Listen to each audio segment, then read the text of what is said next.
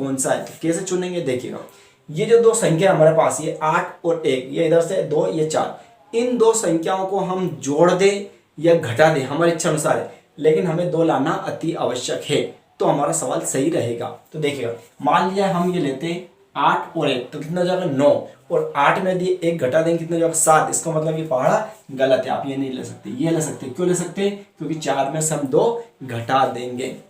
Clear है?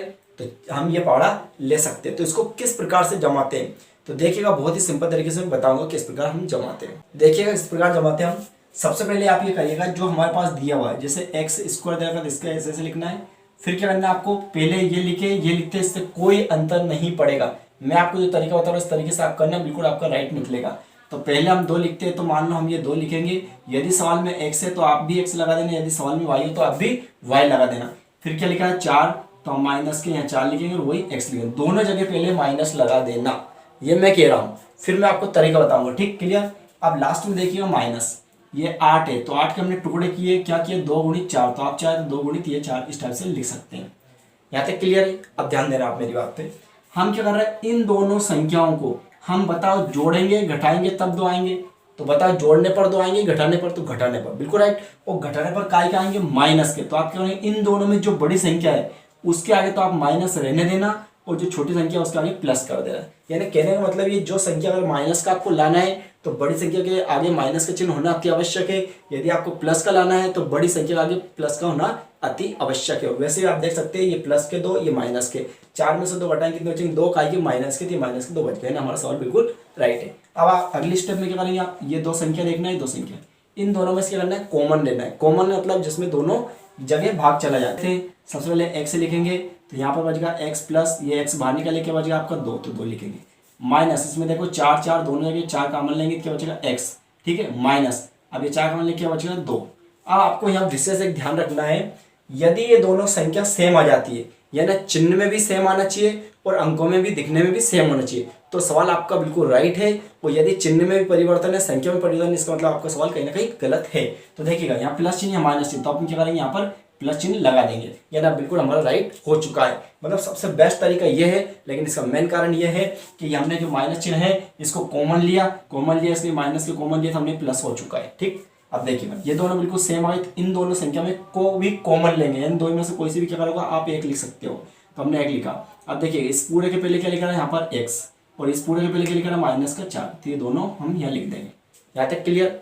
अब हमें क्या याद करना था, शून्यांक याद करना है। तो इसके नीचे आप एक लाइन लिखना है, द्विघाती, क्या लिखेंगे, द्विघाती बहुपद के शून्यांक होंगे। शून्यांक कब होंगे, जब हमारे पास संख्या दी जैसे x प्लस 2 इसके बराबर हम 0 रख दें, और फिर देखो x माइनस 4 इसके बराबर हम 0 रख दें। देखिएगा क्या करा मैंने, ये जो संख्या आई थी इसके बराबर हम 0 रख देंगे, जो संख्या आई थी इसके बराबर हमें 0 रख देंगे, तब हमें शून्यांक प्राप्त हो जाएंगे। तो देखिएगा x बराबर ये प्लस के 2 इधर गया तो माइनस के 2, तो ये होगा। इसी प्रकार यहाँ देखिएगा x बराबर ये माइनस के गया तो प्लस के, ये हमारे पास शून्यांक प्राप्त हो चुके हैं। लेकिन हमसे एक चीज और पूछी गई है, तो ज्ञात कीजिए और शून्यांकों के गुणनफल तथा बीच में संबंध ज्ञात, मतलब शून्यांकों तथा गुणांकों के बीच में संबंध स्थापित और करना है। तो कैसे करेंगे ये चीज समझिए, पहले आप इतना नोट कर लिए, इसका स्क्रीनशॉट लीजिए। अब नेक्स्ट हम करने वाले हैं संबंध। तो कैसे करते हैं संबंध, देखिएगा अब हम करने वाले हैं संबंध यानी हम जांच करेंगे। तो जांच करने के लिए हम यहाँ लिख सकते हैं, ये थोड़ा सा आप इधर कर दें, तो हम यहाँ लिखेंगे, क्या लिखेंगे हम यहाँ पर, जांच। अब जांच कैसे करते हैं देखिएगा, सबसे पहले लिखना है आपको 2 चीजें लिखना है। सबसे पहले हम लिखेंगे यहाँ पर शून्यांकों का योगफल। क्या लिखेंगे आप, शून्यांकों योगफल। अब शून्यांकों योगफल होता है अल्फा प्लस बीटा बराबर माइनस बी बटे ए, ये सूत्र होता है, आपको ध्यान रखना है। शून्यांकों योगफल क्या होता है, शून्यांकों योगफल अल्फा प्लस बीटा बराबर माइनस बी बटे ए, ठीक है। अब देखिएगा अल्फा बीटा क्या होगा, यानी जो आपका पहला मान आएगा वो अल्फा का मान रहेगा, जो दूसरा आएगा वो बीटा का मान रहेगा। आप चाहे तो ये भी अल्फा मान सकते हैं, बीटा मान सकते हैं, कोई प्रॉब्लम नहीं।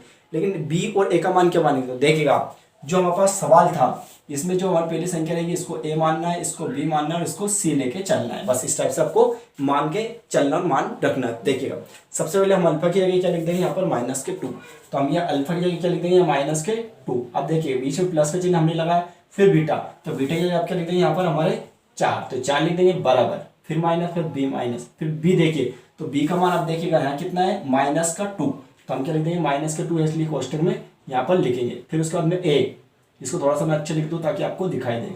फिर देखिए ए, तो ए का मान यहाँ कुछ भी नहीं है, तो कुछ भी नहीं मन से क्या लिखेंगे हम 1। अब देखिएगा ये 4 और ये 2, ये दोनों संख्या घट जाएंगे, क्यों घट जाएंगे, असमान चिन्ह इसलिए, तो 4 में से 2 हटाएंगे कितना बचेंगे 2 बराबर, ये माइनस माइनस हो जाएगा प्लस, और नीचे एक का कोई महत्व नहीं होता है। इसका मतलब शून्याङ्क योगफल हमारा इस सूत्र के बराबर, मतलब दोनों संख्या हमारे पास LHS बराबर RH पक्ष आ चुका है। इसका मतलब कहीं ना कहीं ये सत्यता की जांच प्रूफ हो रही है। फिर देखिएगा अब शून्याङ्क योगफल लिखा, अब यहाँ लिखेंगे हम शून्याङ्कों गुणनफल, क्या लिखेंगे शून्याङ्कों का गुणनफल, क्या लिखेंगे शून्याङ्क गुणनफल, और शून्याङ्क गुणनफल होता है अल्फा डॉट बीटा बराबर होता है C/A, ये सूत्र होता है। ठीक, जैसे ऊपर सूत्र लगाया वैसे वैसे ही नीचे लगाना है। अब देखिएगा अल्फा का मान क्या लिखेंगे वही -2, तो हमें लिखेंगे -2 इंटू बीटा, बीटा का मान क्या लिखा है हमारा 4, तो 4 लिख देंगे बराबर। फिर देखिए सी का मान हम क्या लिख रहे हैं -8, तो -8 ए, तो ए का मान क्या लिख रहे हैं कुछ भी नहीं है ना, मन से 1 लगाना, गुणा करेंगे 4 दून 8 बराबर, ये 1 का कोई महत्व नहीं है तो ये लिख देंगे 8। अब देखिएगा 2 बराबर 2 यहाँ भी आया और इधर -8 बराबर 8, कहीं ना कहीं ये सवाल में सत्यता की जांच हो रही है।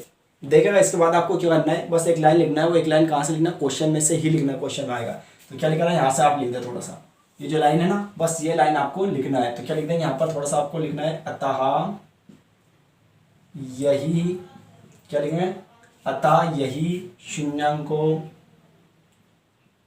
शून्याङ्कों तथा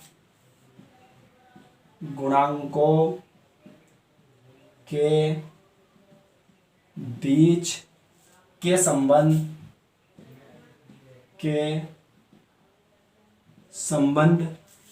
की जांच है, बस ये लिखना।